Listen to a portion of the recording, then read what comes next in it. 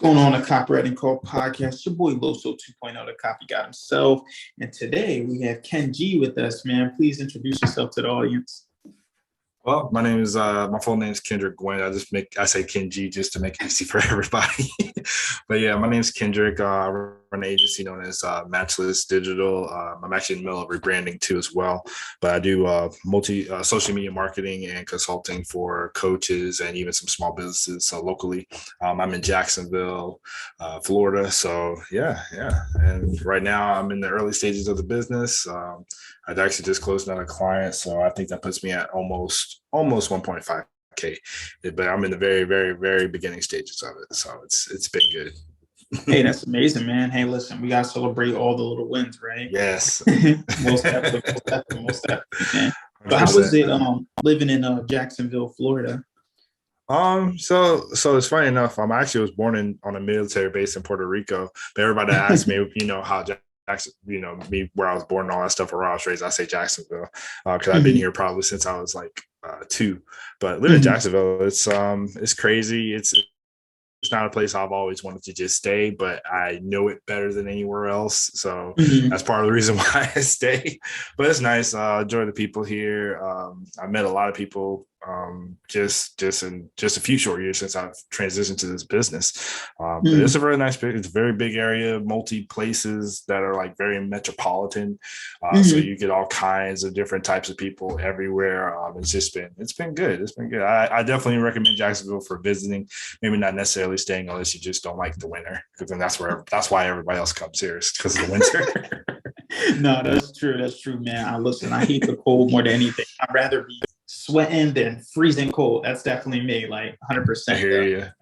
It's so funny. I feel like I'm the opposite, because I tell people all the time, because because it's funny, because in terms of cold weather, right, I can put on as many layers as I want, right? I can put on as many layers as I want, but it gets too hot. Legally you can only take off so much. So it's like me personally, I almost prefer the cold, because I'm pretty sure I can solve a cold problem than way better than a hot problem. So no, exactly. Legally, can't have you walking around yes, and stuff.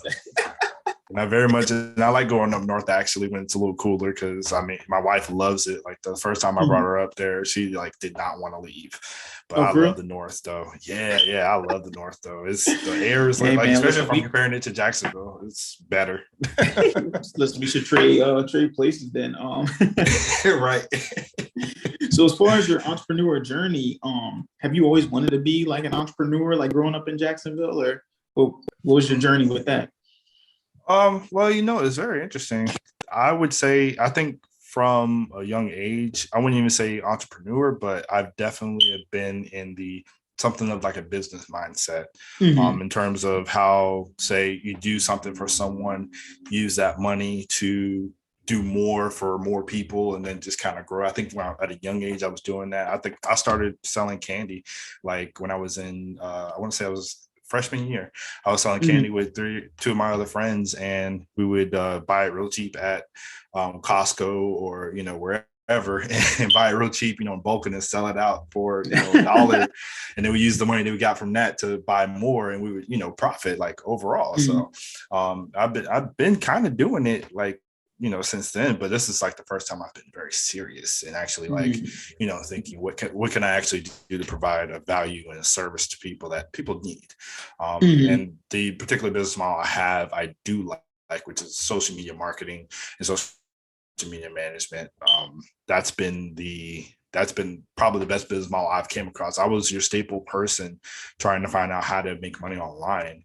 And I did a lot. I did probably everything but maybe Shopify, because that seemed like it was too much, or Amazon fulfillment. I probably did everything but that. Yeah. I did affiliate marketing. I made, as I have that one Instagram page I made, driven.genius, and that page grew, and I made a couple thousand from that page. But there was nothing I could find that really seemed to stick. And just doing, I think the agency model in general has stuck probably the best, because you're providing a service. You don't necessarily have to create a product or, create a course or anything like that to sell to people. You just have to come up with that service and see who needs it. And that's just, I would almost recommend it to everybody, really. I think everybody did some form of like affiliate marketing, network marketing. You know what I mean? Right. That's like the Right. starting stages, right? Everybody has, that's Right. where I get introduced into it. I know personally myself, that's how I got introduced into it, you know, selling vitamins and stuff. But Yes. what Yes. inspired you to start doing like this is your thing, like this is your niche? Like what inspired you to pick this one? This particular niche, it was crazy because I had actually talked to several coaches just from my Instagram page. I talked to a lot of coaches, and then I had actually been coached myself, and I've noticed a lot of things that they seem to need. So I decided to kind of go for that, and I've reached out to lots of coaches, and I got a couple of coaches that are clients, and I've been able to help them because I was also coaching people as well, and I'm like, well, I know a lot about coaching and social media, so I'm like, why don't I just kind of combine it? And like I said earlier, I still have some like local clients. I have like about three local clients that actually do that are brick and mortar and aren't necessarily coaches. But as far as coaches go, that's like, I kind of like that particular industry, especially for them where they tend to, it's a very simplified model. Just coaching in itself it's a very simplified model. I even almost say more simple than an agency. Coaching is a very simplified model. And I think if I can provide a little more value and help them out with that simplified model and how can they do more with it, it seems to be the best route to go. So you just found a need and filling that need. That's definitely the most simple. Absolutely. The simple, that's the thing, like simplicity, like scales, and complexity simply does not. It just a lot, you think you need all these little fancy things just to get going. Like I was just telling one of my friends, like all the clients I currently have right now, and I have about 6 now. So all the clients I currently have, I think only one of them actually knew I had a website. The rest of them, I don't think they know I have a website. So it's not really something that I really need to spend time on. Mind you, my website is good and I did it myself and I'm proud of it. And I don't want to take it down necessarily. It's the first website I ever did. Yeah, it's the first website I ever did. I don't want to take it down. But it is one of those things that, you know, we feel like we need to do to be successful or to even just do a specific business. And I'll be honest with you, I could have got some of these same clients without a website, to be honest. But that's just one example. There are other examples you can say, like even business cards, same thing. You really don't need it, especially if you're going the digital route. You don't really need a business card. Like I said, those are just a few examples. And I honestly probably could put more focus into, you know, just building the business instead of doing that. And I probably would have been skyrocketing a lot quicker too. So no, that's definitely true. That's definitely true, man. So you building your business, stuff like that right now, do you feel like entrepreneurs need some type of like base model to follow in order to grow their business, or do you think they can just kind of go in there and wing it and eventually it'll work itself out? This is going to sound very funny, but I think it's actually a little bit of both. It's a little bit of both. I'll tell you why. So one of the things I tend to try to preach to some of my clients is how to simplify their business. So I tell them, I'm like, if you can just find one channel to do it on, whether it be Facebook, Instagram, TikTok, whatever, you just find one channel, you find one niche or one audience, that one person you can help, and then you create one offer around that. So that would be the model, is one niche, one channel, one offer. That's it. And by offer, I do mean like the actual outcome of what you can do, what happens when they work with you. That's what I'm actually talking about. Not the stuff they get for working with you, not, or you get this many books or you get this, whatever. No, it's literally what is the end result of me working with you. Like, am I going to lose 50 pounds working with you? Am I going to, get to 10K per month working with you? That's what I mean by offer. So in terms of simplifying, if you're able to simplify it that way, you can then take that model and actually apply it to, whoever you want. And you can even see who you like. And then once you see who you actually like, then you can really niche down after that and you can become an expert in your field. That's one thing I've learned. So, it is a risk, so I do think you need to, go out there, put yourself out there. But if you make it simple, it's like giving someone a smaller pill to swallow, basically. So you're not just throwing all this other stuff at them. You're literally like saying, hey, this is what I do for people like you, So, there's some risk involved, obviously, but you got to take the plunge. And that's the only way you're going to know if it's going to work. That's the only way you're going to know. Yeah, no, I definitely think that's true, especially with like even you said, right, you kind of rebranding yourself right now and doing things like that. I almost feel like the same, right? Like I feel like my business, I was just like, oh, I do done for you services, basically copywriting.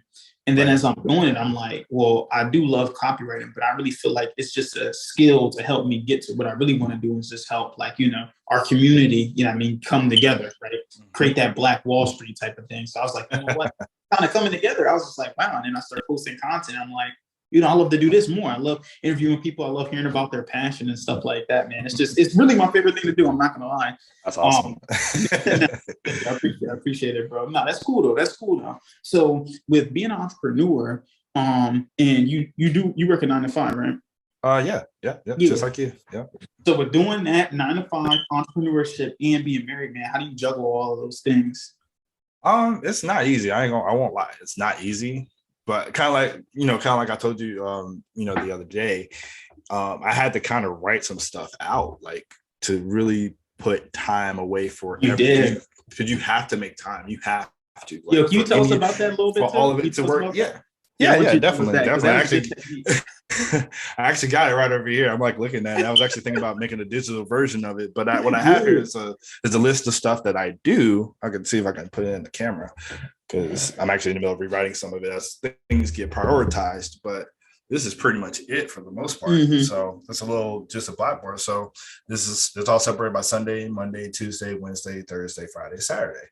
And Mm-hmm. so on Sundays, I'm usually planning my content in the morning, and then I'm usually planning the marketing in the afternoon. And then you can see there's little numbers on the other side. So Mm-hmm. this is a 2, this is 1. So those are the hours I actually spend doing it. Okay. Mm-hmm. So each one you can kind of see now right here. What I'm probably going to end up putting in this blank here is more like learning, because I know that's something that you talked about and I thought about, and Yeah. you know what, I probably could just put that spot there for learning. I didn't think about that. So that's most likely what that's going to be about, just for me to literally intake knowledge, not necessarily do any kind of work, but just kind of learn and invest in myself a little bit more. But as you can see, I have outreach, scheduling my content, everything. So I block out the time, so I do that, and my wife knows that too, because this is here for both of us. This is here for both of us to see, so she knows what I'm usually doing. And anything outside of that, my time with her, we hang, but she got stuff she want to do. So Yeah. if she's doing something else, I'll do more on here. No, that's nice. So it's a crazy balance. And of course, where you saw it say AM and PM, so in between that AM and PM, I'm at work, more or Mm-hmm. less, except for on Sundays. Other Yeah. than that, I'm literally at work. So Yeah. I when I'm at work, I focus my time into work because I don't want that to slack either. Mm-hmm. So I make sure I put time aside for everything. Now, when it comes to the business itself and me blocking out that time, if most people would probably recommend just an hour a day. If you can put an hour a day towards that craft, you'll be fine. Mm-hmm. Which I was doing for a while, but I said, I was like, I have more time than the 1 hour, so let me see how I can Right. break that down and then Mm-hmm. put more time into different places and stuff like that. So I even have time set aside for my deliverables. So on here, when I do deliverables for clients, it's literally Thursday, Friday, and Saturday. I'm doing deliverables Mm-hmm. generally in the morning, so it's broken down just that way. So No, it makes it a little easier when you kind of put it like that. It makes it yeah, way easier, way bro, easier. way easier. I used to have a list of like, all right, I got 45 things. I'm gonna do this today. But then now, like, even after talking to you, I was like, I'm gonna steal from him, man. I'm just gonna put a time slot away from it. Like, Mm-hmm. all right, let me do an hour for my business. Then let me Mm-hmm. get an hour for learning. You know what I mean? And then, 30 minutes for my mindset. Like, and that's in the morning. I'm waking up, listen to Right. motivational video, meditating, praying, stuff like that as well. And I was like, wow, like putting an hour away, even if I don't get all 45, 50 things done, I still feel very productive because I put an hour aside for that. And it shows me like, all right, now I got that gratitude for doing this. I think that was really a good idea, man, especially for scheduling. And then, like Mm-hmm. you said, when you're at work, you're at work because Mm-hmm. I'm a firm believer in how you do one thing is how you do anything. So if I'm a bad Right. slacking at work, then I'm a slack my business. You know what I mean? Exactly. Yeah, yeah, Exactly. yeah. And then it's Exactly. And it just, shows. So you don't want to do that. yeah, for real, because you need them. I mean, honestly, and the thing is too, I like how you even explain, yeah, in between I'm at work because I feel like now social media. Well, I can ask you this question too. Do you feel like a lot of entrepreneurs like almost like hide the fact that they work at 9 to 5 now, or like they're Oh ashamed of? my goodness, man. I was waiting for this question. Because it's so funny. I actually did a post. I did a post kind of similar to it. Because we get it's especially if you were like me and you were trying to like do, you're trying to make money on the side or whatever. So, you got this side hustle culture. I'm like, yeah, I'm side hustling. All right, I ain't gotta tell nobody anything, right? But here's the thing. One thing I actually came to realization when I put myself out there. One thing I realized is that you could be potentially keeping yourself from clients just because you're not telling people that you do this. You're not doing anyone any good by not saying that you do these things. So, for instance, me doing social media management, because like for a while I didn't put it out there. I was doing any kind of social media stuff, and I've been trying to do this stuff for probably about this will be like year 2. So I didn't tell a soul. So, one thing I realized was that by not telling anybody, I could be keeping myself from even progressing. There's people that might need this stuff, and I'm just like keeping it myself because side hustle culture, which I do like, but it's like you hustle on the side. You hustle on the side while you're doing your 9 to 5, and nobody needs to know that you're doing this on the side. And it may be different for everybody, but it's not always the case. I don't think. I think it's a good idea to put yourself out there.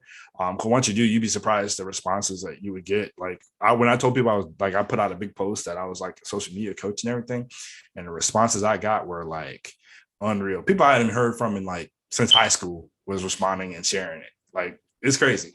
So I absolutely recommend that you should make it known that this is what you do. Don't worry about what people are going to say. Because at the end of the day, you got to go home to you and you got to deal with the stuff you've done.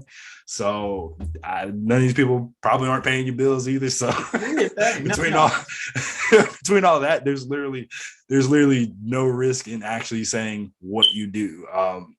Especially if it's something you're passionate about. Don't you belittling yourself doesn't do anything for anybody. You might as well just let people know what you do, because you're literally keeping yourself away from probably getting clients. So yeah, 100% agree too. It's like, you got to put yourself out there. And it's like, you might feel embarrassed at first. I remember Tony Robbins talked about these, like first they ridicule you and they make fun of you. Like, oh my gosh, like he trying to da. And then next, once they start seeing you start doing stuff, they're like, oh wow. Like then they start getting, like, you know what I mean? Like, oh wow. Like, and then they start almost getting mad at you. Like, oh wow. Because they're reflecting what they feel about themselves. And then eventually you really make it like, wow, like I always knew he could do it. Oh no, I'm not trying to come over this side now. I have to say that is probably the one thing. Like I literally had to have a moment to myself before I even hit post. Like, because I was actually in a coaching group with Rob Dial and his team. And if no one knows who that is, he's a really big motivational speaker. He has a podcast as well. But I was part of their coaching group, and because I wanted to work on the coaching fundamentals of stuff I was doing, and that was one of the first things they encourage people to do was to post on your social media, friends and family and all, that you were a coach and you'd even be willing to help somebody for a month for free. So it was just a post like, hey, just so everybody knows, social media coach, and just to give back, I want to give one person a free month of coaching. So, send me a message and we could talk about it. Something like that. And I actually encourage everybody to do that at least once. But I literally had to have a moment to myself before I did that. I was like, oh man, let me. Yeah. And then I think I closed my eyes and I hit send. But I was so worried about the judgment about it. Like it was insane. The results. Like I literally had people like I had not talked to for years. People I have not seen, and they were literally sharing that. I was like, that is not what I expected. And me personally, I was actually with that particular part of my life. Actually, it came from I had just distanced myself from a couple of people, and I was kind of worried that those people would then be judging me for doing this, and I was just like, but I ended up doing it and ended up being really good. So I absolutely recommend everybody, if you're doing a side hustle, let people know that you are side hustling, I guess would be the best way to say it. But I highly recommend it. No, that's a fact. Now, let me ask you this question. You may or may not know the answer to this, right? So you work with plenty of different types of clients and stuff like that. For those clients that are like motivational speakers, or maybe not motivational speakers, clients that are like, they don't have like a quantifiable basically thing that like, all right, in this month and a year you're gonna make 10K a month. How do you like what do you recommend them like say? You know what I mean? Like for motivational speakers, right? What do they say? Like, oh, I'm gonna get your life better. Like, how are they gonna prove that their stuff works? Well, see, that's a trick question, but I'll say this. So it does go back to your offer, right? So if you simplify the offer itself, like if you tell people, at the end of this, say 6 month journey, because when in my coaching program that I was in with Rob Dow, they said like you should just do a minimum of 6 months. So at the end of the 6 months, you'll have a better life or you'll feel better, self-confident or whatever. Your brand has to be about helping people do that stuff too. So that way it resonates, right? So it's going to be a different offer for different people. Yeah. But I'd say, and it's funny you say quantifiable, and without having any kind of stuff to back it up. Like I said previously, offer to do it for free. Honestly, if you really don't think, if you really are, not that confident or anything, offer to do it for free. Put yourself out there and literally offer to do it for free for a month or so, just to see, and then get a testimonial from that. Once you get a testimonial, that's pretty much for it. I was just about to say that. You are in. Like, and I tell all my clients that. I'm like, if you got testimonials, you need written and or video if you got it. Like, that's going to drive you more results than any kind of marketing you actually do. You actually do. It's the results that you got. Totally agree, man. Especially, I was thinking that, especially for like, not even just like speakers, but like, I know some guys that are like sports trainers, right? It's like, how do you tell somebody like, oh, they're getting better? Like, you know what I mean? Because the way sports are, especially with like basketball, right? Like, you really can't tell, oh, they made varsity this year, but who can say that it wasn't going to make varsity even without you doing this? You know what I mean? Type of thing. So it's like, I get that. Definitely testimonies and stuff. I definitely agree with that. Right. And you see a real good example of that would be like, say, if you were someone who helped, people get into varsity, right? So, if you have social media, if you have that one channel, say you have Instagram, your Instagram bio could say, hey, I help students get into varsity, within their first 2 years of high school, something like that. So it just, you simplify and you have the offer, and then people, if they see that, they know you're talking to them. So, it's little stuff like that. I like that. Yo, so this is what I was thinking about, like the avatar, right? So first of all, can you explain what an avatar is for people that are listening to this audience and don't really know what an avatar is? That's what I want to say first. And the second thing, as I was going to ask, is, do you feel like your avatar in the beginning of your business is you before you found your product or service? You know what I mean? Yes. You feel like that's what it is? Yes. So in terms of an avatar, if I could simplify what avatar is, it would be that one person. And one of the coaches I've actually talked to, they actually put a name on first, so it'd be like John or something like that. Not your name, but just John. So you want to help John out, right? So John might be someone who's working a 9 to 5 that wants to quit and have a way of having extra income on the side, and he doesn't know what he wants to do or anything like that, or maybe he has something already and he just needs help managing it. But everything you do is for John, right? Everything you do is for him. So your avatar is that person you help. If you focus it down to helping that one person, you're gonna get more than just one person, like guaranteed. But you'll become an expert to John and everybody like John. You'll be an expert. So an avatar ultimately is that one person you can help with your services. Facts. Who would actually benefit from the offer that you're giving. And mind you, I said benefit, not like the features of your offer, not all the stuff, not all the fancy benefits things like, that come with what's it done do for benefits. Them? What does it do for them? What does it do for John? So if John can't benefit, then it's not for John, and you want something for John. So you want to make sure that you are helping John. All the content you put out needs to be helping John. All your sales funnel, that needs to be for John. Your optimization within your bio, cover page, all that stuff, cover photo, not profile, but cover photo, all that stuff needs to be something that John he can't say no to. More or less. Now, as far as my avatar, I think what you said applies more probably to coaching than anything else.